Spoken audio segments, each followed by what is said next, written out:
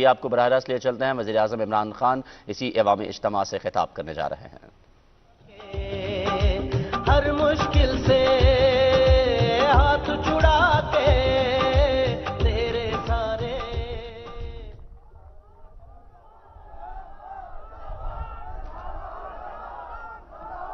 بسم اللہ الرحمن الرحیم. ایاک نعبد و ایاک نستعین. سب سے پہلے شکریہ. میں سب سے پہلے چیف منسٹر عثمان بزدار آپ کو اور health minister Punjab doctor Yasmin آپ کو اس پروجیکٹ کی مبارک بھی دیتا ہوں, خراج تحسین بھی پیش کرتا ہوں. مدر اینڈ چائلڈ ہاسپٹل, اس کی خاص طور پہ پاکستان کے جو دور دراز علاقے ہیں اس میں بہت ضرورت ہمیشہ تھی, اور اس کی وجہ یہ ہے کہ پاکستان بدقسمتی سے ان ملکوں میں سے ہے جہاں سب سے زیادہ خواتین پریگننسی کے وقت جن کی وفات ہوتی ہے, اور یہ ہم سب کے لیے ایک بڑی شرمناک چیز ہے کہ ایک وہ ملک جو کہ بنیادی جو ایک قوم میں اپنی عورتوں کو اور جب پریگننسی کے وقت ان کو علاج کی ضرورت ہوتی ہے وہ نہیں اگر دے سکتی, یہ بڑی ہمارے لیے شرمناک چیز ہے. اور میں نے یہ فیصلہ کیا تھا کہ جب بھی اللہ نے ہمیں موقع دیا تو اس کے اوپر میں خاص طور پہ زور لگاؤں گا. اور میں بہت خوش ہوں کیونکہ ڈاکٹر یاسمین خود ڈاکٹر ہیں اور ان کو اندازہ ہے کہ کتنا مشکلات کا سامنا کرنا پڑتا ہے دور دراز علاقوں میں عورتوں کو پریگننسی کے وقت اگر کوئی بھی کمپلیکیشن ہو جائے. تو اس لیے ہم 5 مدر اینڈ چائلڈ ہاسپٹل بنا رہے ہیں جو انشاءاللہ کمپلیٹ ہوں گے 1 سال اور 2 سال کے بیچ میں. تو میں اس پہ خاص طور پہ آپ کو چیف منسٹر صاحب آپ کو بھی اور ڈاکٹر یاسمین آپ کو بھی میں اس لیے خراج تحسین پیش کرنا چاہتا ہوں کہ دیکھیں ہماری ایک گورنمنٹ کی پرائرٹیز ہوتی ہے. وہ جب ان کے 5 سال پورے ہوں گے تو وہ کیا چاہتے ہیں کہ لوگ ان کے 5 سال کیسے یاد کریں. تو سب سے پہلے ہماری پرائرٹی یہ ہے کہ 5 سال کے بعد جو پاکستان کا کمزور غریب طبقہ اور جو علاقے پیچھے رہ گئے ہیں, جو صوبے پیچھے رہ گئے ہیں, جدھر ڈیولپمنٹ نہیں ہوئی اور ساری ڈیولپمنٹ تھوڑی جگہ پہ ہوئی اور وہاں کے جو لوگ ان کو موقع ہی نہیں ملا پاکستان کی ترقی میں شریک ہونے کا. تو میں یہ چاہتا ہوں کہ 5 سال کے بعد یہ جو کمزور طبقے اور کمزور علاقے ہیں اگر یہ خوشحال ہو جائیں, اگر ان کی زندگیاں بہتر ہو جائیں تو میں سمجھوں گا کہ ہم کامیاب ہو گئے. مجھے یاد ہے, اور یہ میں چیف منسٹر صاحب آپ کو خاص طور پہ کہنا چاہتا ہوں کہ جب ہماری پختونخوا میں حکومت آئی 2013 میں 3 سال میں نے بار بار ایک ہی چیز سنی کہ جی کدھر ہے نیا پختونخوا. ہر جگہ ہمیں کہا جائے کہ جی کدھر ہے نیا پختونخوا. اب آپ یہ سوچ لیں کہ اگر ایک ملک پیچھے رہ گیا باقی خطے سے, پاکستان پچھلے 30 سال میں آپ کو پتا ہونا چاہیے کہ 30 سال میں ہم سب سے آگے تھے بر صغیر میں, اور ان 30 سالوں کے اندر جب یہ 2 خاندانوں نے حکومت کی یہ تو امیر ترین ہو گئے, لیکن ملک ہمارا ہندوستان اور بنگلہ دیش سے بھی پیچھے چلا گیا. میں جب 80 کی دہائی میں جب کرکٹ کھیلتا تھا اور ہندوستان سے میچ کھیل کے پاکستان آتا تھا تو پاکستان لگتا تھا کہ میں غریب ملک سے امیر ترین ملک میں آ گیا ہوں واپس. بدقسمتی سے اس 30 سالوں میں ہم پیچھے رہ گئے, اور وہ ملک ایک کوئی سوچ بھی نہیں سکتا تھا ہمارے سامنے بنگلہ دیش بنا ہے.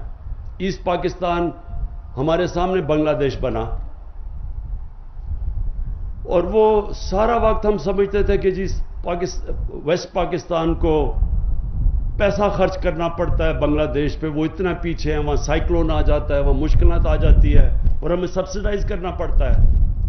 پچھلے 30 سالوں میں بنگلہ دیش بھی ہمارے سے آگے نکل گیا.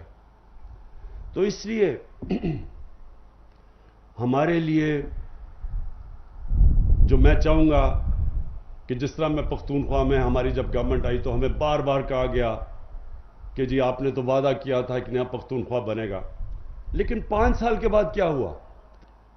2018 میں وہی پختونخوا جو کبھی دوسری دفعہ ایک گورنمنٹ کو دوسری دفعہ موقع نہیں دیتا, ایک باری دیتا ہے پختونخوا, اور ہماری کولیشن گورنمنٹ تھی 2013 میں, تو اسی پختونخوا نے 2/3 اکثریت سے تحریک انصاف کی حکومت کو ووٹ دی 2018 میں.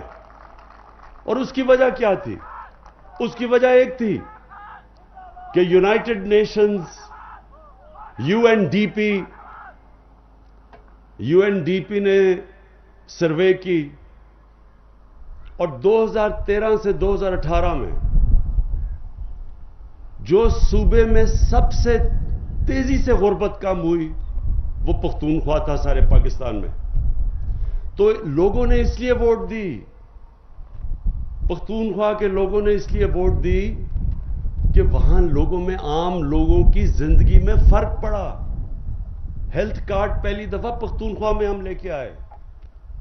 ہم نے جو بھی قدم اٹھائے, اسکولوں کے حالات بہتر کیے, ہم نے پختونخوا میں ٹورزم کو بڑھایا, تو اس سے لوگوں کی جب زندگیاں بہتر ہوئی, گورننس سسٹم بہتر ہوا, تو لوگ ایسے نہیں ووٹ دیتے کہ پہلے کولیشن گورنمنٹ ہو پھر 2/3 اکثریت ہو.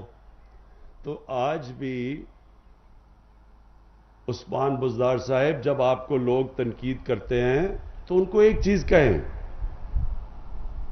کہ 5 سال کے بعد ہماری پرفارمنس دیکھنا. ہم نے 5 سال کا مینڈیٹ لے کے آئے تھے, 3 سال کا یا 2 سال کا نہیں لے کے آئے تھے, اور 5 سال کے بعد یہ فیصلہ ہوگا کہ کیا پاکستان میں غربت کم ہوئی, کیا ہم نے عام لوگوں کی زندگی بہتر کی, کیا ہم نے اپنے ملک میں وہ پروجیکٹس بنائے جو ہماری آنے والی نسلوں کے لیے بہتر تھے. جس طرح 50 سال کے بعد بڑی ڈیمز بن رہی ہیں, 3 بڑی ڈیمز بن رہی ہیں 50 سال کے بعد, اور اگلے 10 سالوں میں, اب سے لے کے 10 سالوں میں, ہم اس کو ڈیکیڈ آف ڈیمز کہتے ہیں.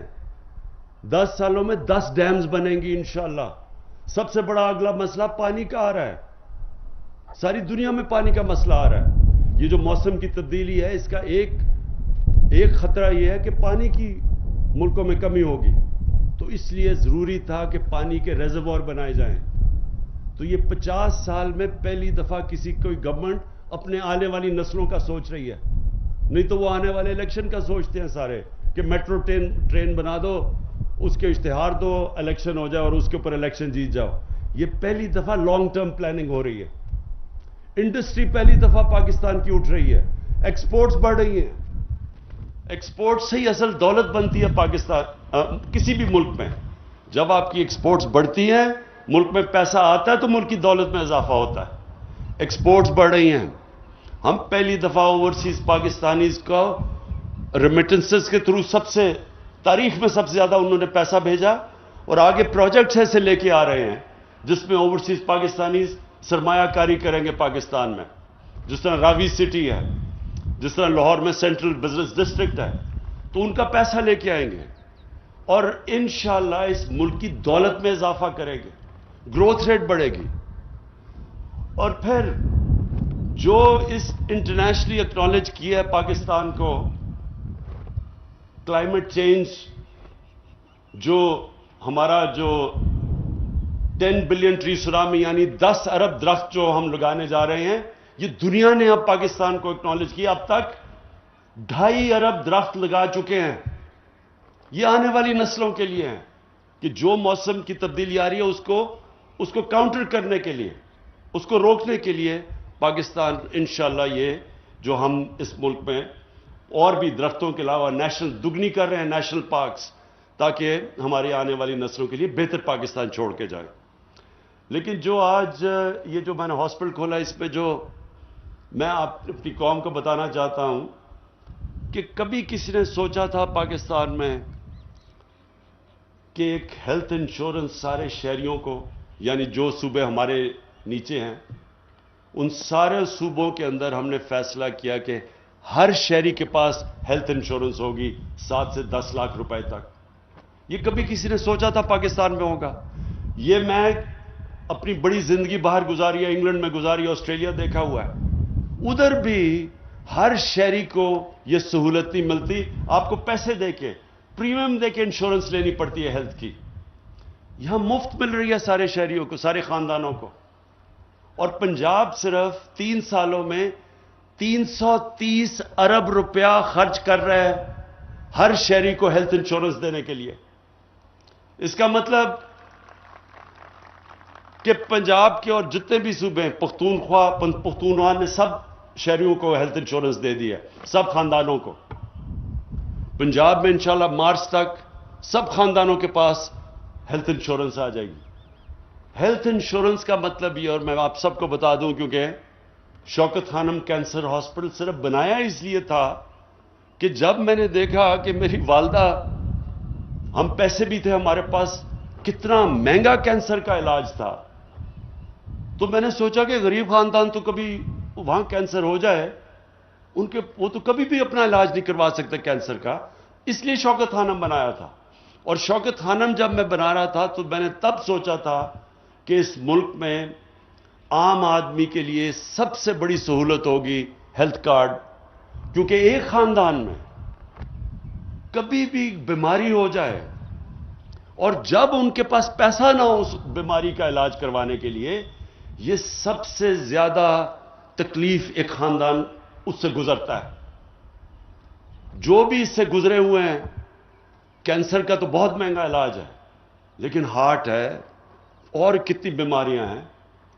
تو جب ایک خاندان یہ دیکھے کہ جی آج چلے مہنگائی ہے، آج ہمارے پاس تو کدھر سے ہم پیسہ لگائیں گے 5 لاکھ 10 لاکھ روپے کسی کی بیماری کے اوپر خرچ کرنے کے لیے، تو یہ ساری ریسرچ یہ کہتی ہے کہ جو خاندان غربت کی لکیر کے اوپر بھی ہوتے ہیں، ایک بیماری ایسی آتی ہے کہ وہ خاندان غربت کی لکیر کے نیچے چلا جاتا ہے۔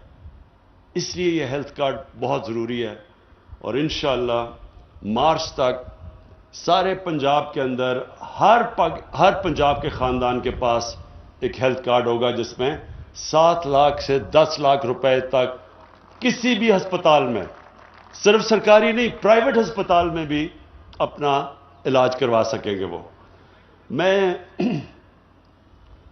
اچھا، یہ اس کا ایک اور بھی میں آپ کو بات بتا دوں کہ یہ ہیلتھ کارڈ صرف نہیں ہے، یہ ایک ہیلتھ سسٹم ہے۔ اب اس سے کیا ہوگا؟ اب ہم ابھی دیکھتے ہیں کہ ہمارے جو سرکاری ہسپتال ہیں، جو ڈسٹرکٹس میں ہیں، جو ضلعوں میں ہیں، ادھر ڈاکٹر ہی نہیں جاتے۔ شہروں کے اندر سارے ڈاکٹر کہتے ہیں کہ ہماری پوسٹنگ کر دو، لیکن دیہات میں نہیں جاتے۔ اب ہیلتھ کارڈ سے کیا ہوگا کہ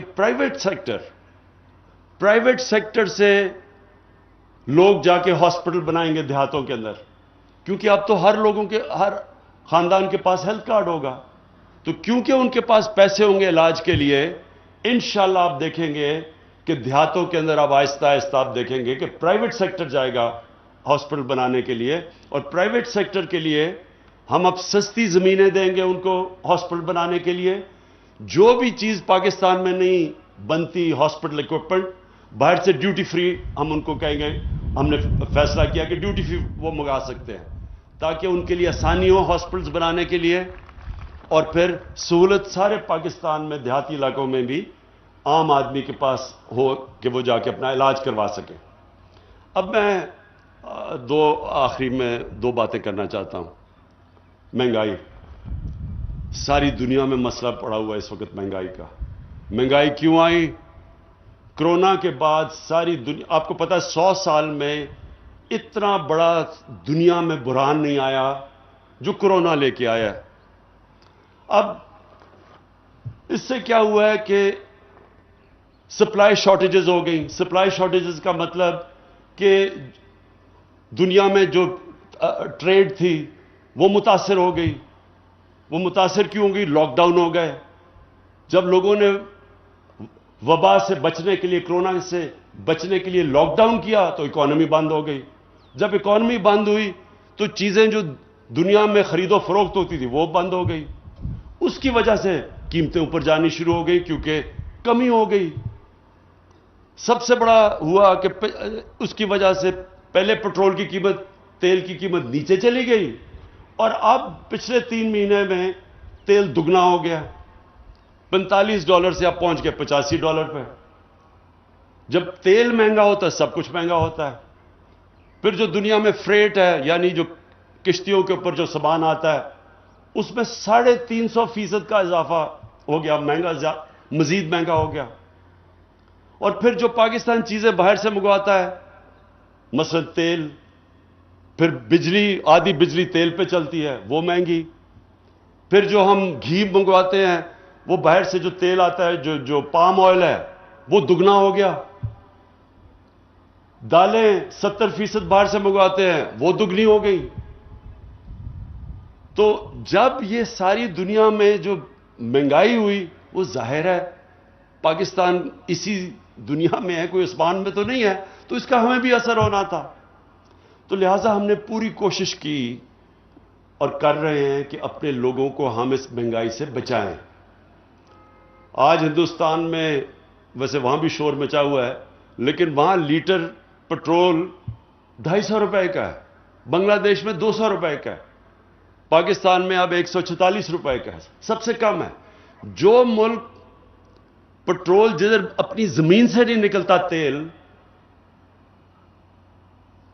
اس کے علاوہ جو ملک امپورٹ کرتے ہیں تیل، جس طرح باقی ہندوستان، بنگلہ دیش، ہم، اس میں سے سب سے سستا پٹرول اور ڈیزل آج پاکستان میں ہے.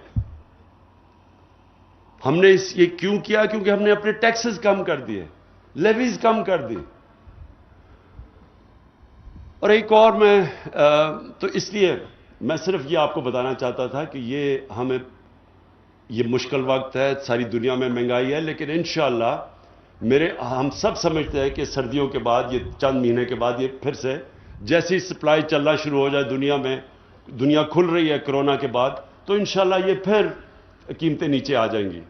لیکن اس وقت تھوڑا مشکل وقت ہے، اور اس کے لیے ہم نے پیکج، میں نے احساس کا پیکج اناؤنس کیا سب سے پہلے، کہ ہم نے 2 کروڑ خاندان یعنی کہ 13 کروڑ لوگوں کو اب ہم احساس کے تھرو ان کو 3 چیزوں کے اوپر 30% ایک احساس راشن لے کے آ رہے ہیں، کہ آٹے کے اوپر، گھی کے اوپر اور دالوں پہ 30% وہ احساس کارڈ کی وجہ سے ان کو، خاندانوں کو کم ڈسکاؤنٹ ملے گا، سبسڈی ملے گی، تاکہ لوگوں کو یہ مشکل وقت میں ہم ان کو نکال لیں. اور اس میں ہم نے 120 ارب روپیہ صوبے نے اور سینٹر نے مل کے دیا. اور اس کے علاوہ ہمارا ایک کامیاب پاکستان پروگرام ہے جو بہت وسیع ہے، جس میں ہم سود کے بغیر قرضے دے رہے ہیں 20 لاکھ خاندانوں کو، دیہات میں بھی اور شہروں میں بھی کاروبار کرنے کے لیے، دیہات میں کسانوں کے لیے.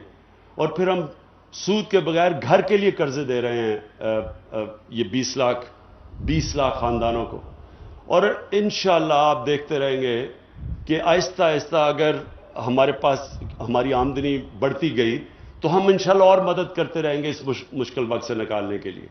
لیکن آخر میں ایک چیز ضرور کہنا چاہتا ہوں. چینی ایک دم 140 روپے، جو پاکستان کی چینی ہے، 140 روپے پہ پہنچ گئی. میں نے پتا چلا ہے کیا ہوا. پتا چلا کہ 3 شوگر ملز سندھ کے اندر جو چل رہی تھی ان کو بند کر دیا. یہ یاد رکھیں، جب یہ سیزن آتا ہے نا گنے کا، جب چینی بنتی ہے فیکٹریوں میں، شوگر ملز میں جب گنا لے کے جاتے ہیں تو وہ سندھ سے شروع ہوتا ہے اور پھر پہلے وہاں پکتا ہے، پھر آہستہ آہستہ 15 سے پنجاب میں شروع ہو جاتا ہے. تو جب سندھ میں وہ 3 ملز بند ہوئی تو پتا چلا کہ ایک دم کمی، اور اس کی وجہ سے 140 پہ پہنچ گئی چینی کی قیمت. میں نے پھر پتا چلوایا کہ یہ وجہ کیا ہوئی، تو پتا چلا کہ اس کی وجہ سے یہاں کی جو شوگر ملز تھی इन्होंने ज़ख़ीरा अंदोज़ी करनी शुरू कर दी। मैंने चीफ सेक्रेटरी से पूछा कि हमारा तो कानून है, ज़ख़ीरा अंदोज़ी कर नहीं सकते, इनकी मिल से जाके अगर ये ज़ख़ीरा अंदोज़ी कर रहे हैं तो चीनी उठा के मार्केट में लेके आओ ताकि कीमत नीचे आए। पता चला जी जुलाई से ये शुगर मिल्स ने स्टे ऑर्डर लिया हुआ है उस कानून के खिलाफ, और इसलिए हमारी हुकूमत कुछ नहीं कर सकती। फिर पता चला कि इनके ऊपर, शुगर मिल्स के ऊपर, कंपटीशन कमीशन ने 40 अरब रुपए का इन्होंने इनके ऊपर जुर्माना लगाया हुआ है, क्योंकि इन्होंने मिल के कीमतें ऊपर की थी, कार्टलाइजेशन की थी, उसके ऊपर भी स्टे ऑर्डर लिया हुआ है। फिर पता चला कि इन्होंने, एफबीआर ने जो इन्होंने चीनी बेची थी, जो हमारी शुगर कमीशन रिपोर्ट में पता चला कि इन्होंने ऑफ बुक्स चीनी बेची थी, यानी कि चोरी करके जो चीनी बेची थी, जिसकी रिकॉर्ड सामने आ गया, वो 500 अरब रुपया एफबीआर ने इनके ऊपर लगाया हुआ है कि मजीद इन्होंने टैक्स देना है, उसके ऊपर भी स्टे ऑर्डर लिया हुआ है। तो मैं चीफ मिनिस्टर साहब आपको, क्योंकि पंजाब में ये हो रहा है, अपने लॉ मिनिस्टर को और एडवोकेट जनरल को कहें कि फौरी तौर पे ये विकेट करें स्टे ऑर्डर। ये जुल्म है हमारी आवाम से कि ये शुगर माफिया मिलके अरबों रुपया कमा लेता है आवाम की कमर तोड़ के, और गवर्नमेंट जब कुछ करने जाती है स्टे ऑर्डर लिए हुए इन्होंने। तो इसके ऊपर पूरी तरह आज ही उनको कहें कि एक्शन लें कि, और हम ये जो इन्होंने ज़ख़ीरा अंदोज़ी, ये तो बड़ा आसान काम है, शुगर मिल्स आपस में मिलके चीनी रोक देती हैं, चीनी की कीमत ऊपर चली जाती है, बैठे बैठे अरबों रुपया बना लेते हैं। ये किसी भी मुहज़्ज़ब माशरे में इसकी इजाज़त नहीं है कि आप गरीब लोगों की कमर तोड़ के और आप पैसा बनाएं। और ये माफी, और जब इनको कुछ, इनके ऊपर कोई कदम उठाते हैं जाके स्टे ऑर्डर ले लेते हैं। तो इसके ऊपर मैं आपको रिक्वेस्ट करूंगा कि एडवोकेट जनरल और लॉ मिनिस्टर को कहें कि पूरी कार्रवाई की जाए इनके ऊपर। आखिर में मैं डॉक्टर साहबा आपको और फिर से चीफ मिनिस्टर साहब आपको, इसके ऊपर ये बड़ा ज़बरदस्त काम किया आपने। 5 मदर एंड चाइल्ड हॉस्पिटल बनाना उन इलाकों में जिधर फैसिलिटीज़ अवेलेबल नहीं है और जिधर इतनी ज़्यादा बेचारी माएँ प्रेगनेंसी, चाइल्ड बर्थ के वक्त मर जाती हैं, इसलिए ये बहुत बड़ी आपने खिदमत की है। और इंशाअल्लाह इसका जो फ़ायदा होगा वो असल में इनकी दुआओं से आपको मिलेगा। बहुत शुक्रिया। वज़ीर आज़म इमरान खान अटक में अवामी इज्तिमा से खिताब कर रहे हैं। वज़ीर आज़म ने कहा कि मुल्क में पहली मरतबा लॉन्ग टर्म प्लानिंग की गई। पाकिस्तान में अब तक 2.5 अरब दरख्त लगाए जा चुके हैं।